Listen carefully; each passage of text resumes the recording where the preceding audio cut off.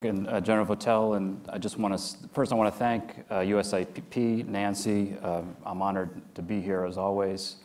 I want to give a shout out to your team and Sarhong, who did really heroic work. Where are you there? Heroic work on the ground from the bottom up in very dangerous places like Tikrit in the post-ISIS phase to bring different communities together. I mean, it really made a big difference on the ground.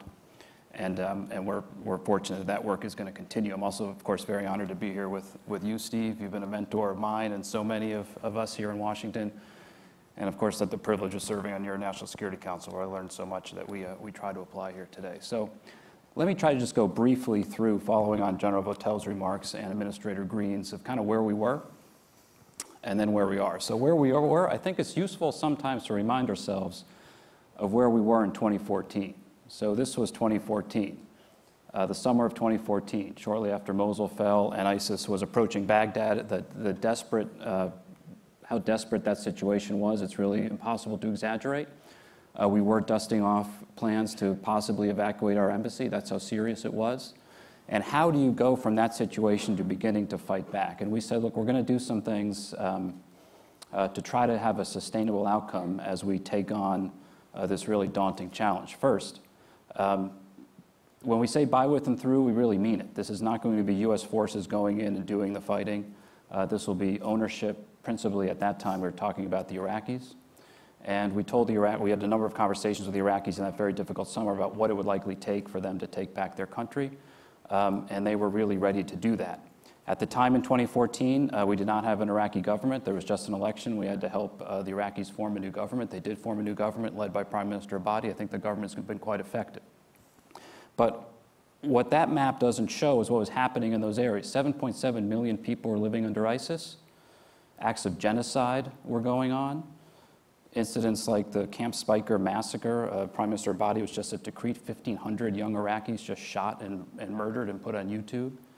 So it is really impossible to overstate the desperateness of that situation. So we had to get the Iraqi government ready to fight back and take ownership of their country, stabilize their macroeconomic situation, and form a coalition that was going to support them. So our coalition formed in September of 2014 in Jeddah. I think that was quite symbolic, led by the Saudis. We had about 12 countries to begin with, and we now have about 75 members of our international coalition.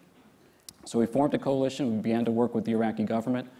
We have about 30 members of our coalition militarily engaged in this fight, trained over 100,000 Iraqis. And I won't go through everything that General Votel just said, but we began to launch the campaign to take territory back. And if you go to the second map of where we were, okay. So this is where we were at the beginning of last year. So when we went through a presidential administration, and I hope historians, when they look at the transition from one administration to another, we actually had a pretty smooth, pretty effective transition. But we only had about 50% of the job done at the beginning of last year. And President Trump charged all of us to accelerate the overall campaign. And we had a strategic review led by Secretary Tillerson and Secretary Mattis, in which a number of ideas that were in the hopper to what we can do to accelerate the campaign. And so we worked very hard to do that. We also focused again on what we were doing on the stabilization side. And when Administrator Green mentions what stabilization, I want to be very clear about this because it is a ruthlessly prioritized approach. We are focused on limited resources, but getting people back into their homes. So that means clearing rubble, clearing IEDs, getting electricity and water back on. Ruthless prioritization. And very difficult conversations we have in Iraq and in Syria about what we can do and what we can't do. And the emphasis also, particularly coming from the President, on burden sharing. And within our coalition and the coalition that we help lead, we make very clear this is not a U.S.-only mission. And when it comes to stabilization, about 75% of the contributions come from the coalition. But more importantly, in Iraq, about 80% of the humanitarian assistance resources come from the Iraqi government. About 50% of the stabilization resources come from the Iraqi government, about $1 billion from the Iraqi government. So this has been a coalition-led and a truly by, with, and through approach. So let me just go to where we are now.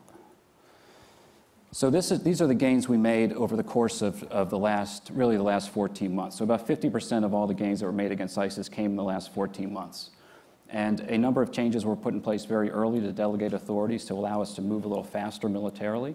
But we also, very importantly, in the beginning of last year, did two very important things. Number one, we deployed a civilian team into Syria to help with stabilization, because if you're not on the ground, you don't have eyes on, you don't really know what's happening. We had to get people on the ground. And Secretary Tillerson, working with Administrator Green and a joint team, USAID and state, and we have about 11 people on the ground now to work directly hand in glove with our military on this ruthlessly prioritized approach to stabilization. Demining, removing rubble, water, electricity, the very basics. And I think it has been a very effective approach thus far, with the focus on getting people back into their homes. And the statistics, I think, really speak for themselves. So stabilization in Iraq, where it's a lot easier, we're working with the government, we have the United Nations. It is very easy to draw international resources for something like that. We have an unprecedented number of people returning to their homes in a post-conflict environment. So 3.2 million Iraqis have returned to their homes in areas that used to be controlled by ISIS. This is totally off the charts historically. It takes about 10 years or so to return that amount of people in a post-conflict environment, if ever. And we've managed to do it in Iraq in a very short amount of time. I think that is testament to the success of the approach. In Syria, it is incredibly more difficult than Iraq. Can't overstate that point enough. We are not working with a government. We will not work with the government in Damascus for obvious reasons. We have worked to get coalition contributions, and we do have now about, in terms of stabilization assistance, we have only spent a total of about $100 million, and half of that is on counter IEDs. And the coalition has also contributed about the same sum, and that is going up as we speak. Counter IEDs, let me just talk about what that actually means. In Raqqa, I've been to Raqqa twice. My first trip to Raqqa, our team showed us that we found a cell phone from an ISIS fighter, which had the number of IEDs that were planted in Raqqa. And when you launched it on the screen, almost every single structure in Raqqa has an explosive device wired in the structure. About 200 civilians returning to Raqqa have been killed by IEDs.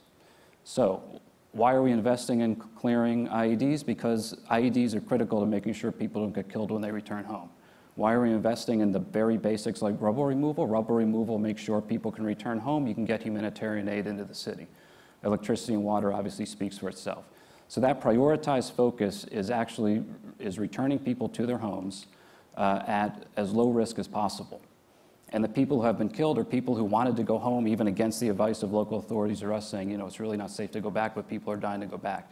But ISIS, they salt the earth when they lose a battle, and they don't want anyone to return. So the counter-IED mission is really critical. We're training Syrians on this very dangerous work, and they're getting the job done. About almost 100,000 now returned to Raqqa. There's a couple numbers on the map which I just want to highlight just to help with the discussion that we're about to have. The number 1 and the 2 are on the Iraqi border. That is where ISIS still remains. And we are committed to finishing the campaign against ISIS. That is a notorious haven for these types of extremist groups before ISIS, Al-Qaeda in Iraq. Again, I think we're ahead of where we thought we would be at this time, as General Votel said, but we're not finished. And we have to work through some very difficult issues as we speak. And we're often asked, well, gee, how are you going to finish that last part? Because right now it's slowed down. And I go back to the original map from 2014. We had much more daunting challenges back then, so we will get this job done, clearing out those last areas of ISIS. The number 2 on the map is Raqqa. I already mentioned Raqqa. Raqqa has been a real focus of our stabilization efforts, and people are beginning to return even in this most difficult environment. But the final map the point on the map is 4 is Mosul. Mosul was probably the most challenging humanitarian military stabilization operation that we've seen really since World War II. In terms of the scale of the conflict, in terms of the number of IDPs, we always plan for the worst case scenario, and in Mosul we plan for the worst case scenario is a million IDPs, displaced people coming out of Mosul. And I remember a lot of meetings where it was like, well, that's never going to happen, because if you have a situation with even 150,000 displaced, when you talk to the experts in USAID, that's almost unmanageable. But we planned for 1 million IDPs, and Rob Jenkins is sitting right here who helped put a lot of this together.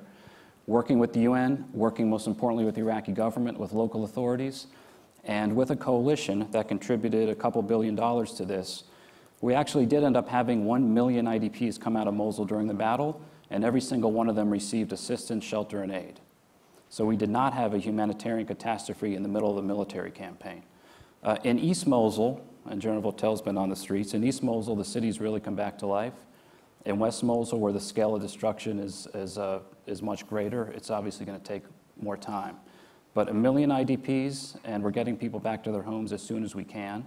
And Iraq is now heading into a very important period with elections coming up here in 6 weeks, and working through the Iraqi government with that. But I just wanted to kind of go through where we've been to where we are now. The scale of this challenge, I think, has been really unprecedented. The by, with, and through approach is not just a bumper sticker. What that means is that local people are taking ownership in their fight. I think Ambassador Yassin mentioned that in his panel today. The Iraqis took back their country. The Iraqis fought and died to take back their country. The mood in Iraq is totally different than what we used to have 4 or 5 years ago. It is Iraqi ownership, and they've done an incredible job. And so now we want to continue to support them and move through this phase to try to consolidate some of these gains, which will be very difficult, but it's probably the most important piece of the puzzle, and that's what we're here to talk about. So thank you. Thank you.